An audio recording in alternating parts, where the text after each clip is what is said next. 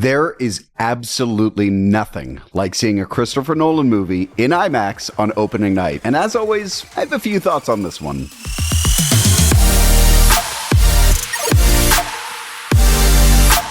I got to see the Odyssey opening night at the TCL Chinese Theater in 70mm IMAX, and it was one of those movie experiences that reminds you exactly why theaters still matter. The audience was laughing, cheering, gasping, and completely locked into every single moment. Sometimes people say that movies are dying, but I genuinely don't think you can say that if you've been to the Chinese theater on opening night for a Christopher Nolan movie. This is what movies are supposed to feel like. I absolutely love Christopher Nolan as a filmmaker. Interstellar is one of my favorite movies ever made. I love The Dark Knight, and I think Nolan's reached a point in his career where audiences trust him in a way that very few filmmakers have ever achieved. And that trust is a huge reason why I think The Odyssey works. This is an epic story by every possible definition. It's one of the oldest and most influential stories ever written, and it needed a filmmaker who could bring that same sense of scale and importance to the screen. There's a reason the story hasn't been attempted at this level before, and I honestly think it's because Christopher Nolan hadn't decided to make it yet. I don't think there's another filmmaker working today who could have gotten the resources, the creative freedom, and the audience trust necessary to make a movie like this, because this movie is massive. One of the biggest reasons it works is because of how it was filmed. The Odyssey is the first feature film ever shot in IMAX 70mm for the entire length of the movie, and you can feel that ambition in every single frame.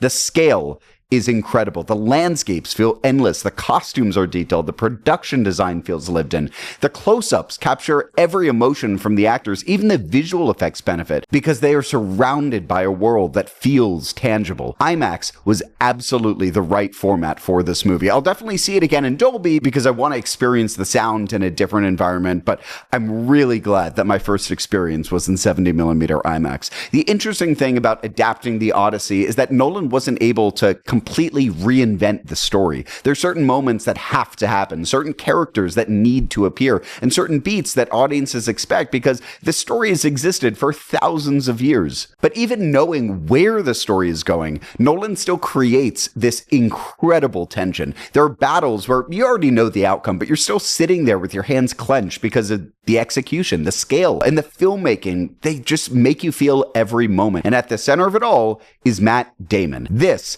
is his Odyssey. Matt Damon carries the movie from beginning to end. We experience his victories, his failures, his pain, and his determination to make it home. We root for him because Damon makes Odysseus feel human. The supporting cast is obviously incredible, and every single person on the planet is in this movie. Tom Holland is excellent as Telemachus, and I really like seeing him take on a much more dramatic and mature role than audiences are typically used to seeing from him. Anne Hathaway is also fantastic, and it's impressive how many collaborations he's now had with Nolan while continuing to bring something different every time. But ultimately, this is Matt Damon's journey. And that also leads me to maybe my biggest criticism with the movie. The film is about Odysseus trying to get home. That's the entire purpose of his journey. He wants to return to his wife, his son, and the people he cares about. And while the movie does a great job showing what he goes through, I almost wish we learned a little bit more about who he was before and after those experiences. The last hour gives Matt Damon some of the strongest character moments in the movie, and I wish we had more of that throughout. The emotional payoff at the end is also something I found interesting. I don't think it's a spoiler to say that Odysseus makes it home because the story has existed for thousands of years, but when he finally gets there, the movie moves on surprisingly quickly. I understand that this is likely because Nolan's following Homer's original story, but after watching this character endure everything he does, I just wanted a little more time to sit with that reunion. I wanted to feel the weight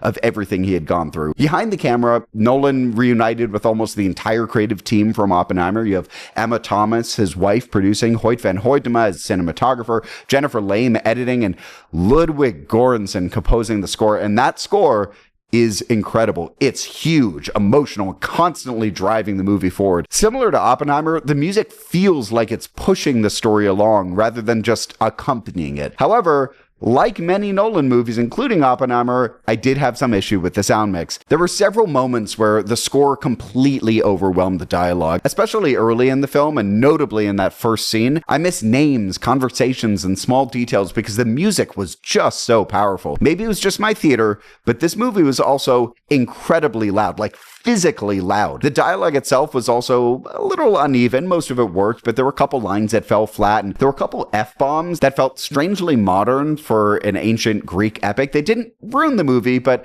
they did briefly pull me out of the world that Nolan created. And one of the things I admired most about this film was Nolan's commitment to practical filmmaking. Wherever possible, this movie was filmed for real. The locations are real. The ships are real. The scale is real. And even when visual effects are required for things like monsters, giants, and some of the more mythical elements, they're grounded by the practical filmmaking around them. So often with modern blockbusters, I find myself watching a movie and thinking how much of this actually existed. With the Odyssey, I rarely had that thought. Instead, I was just immersed. And I think it's because Nolan understood that the audience can feel the difference. If this was just another CGI-heavy fantasy movie, I think it would blend in with so many of the other blockbusters coming out this year. And because so much effort went into making this world feel tangible, the movie feels special. I also really like the structure of the film. The movie is told almost like Homer's original Odyssey, with the story being recounted like a legend. I know there's a lot of discussion online about Travis Scott being the first person we hear and see in the film, but after hearing Nolan describe him as the poet of our time, I think his choice as a bard kind of works. The movie also feels like a collection of legendary stories. You have the Cyclops, the Sirens, the different trials Odysseus faces on his journey home.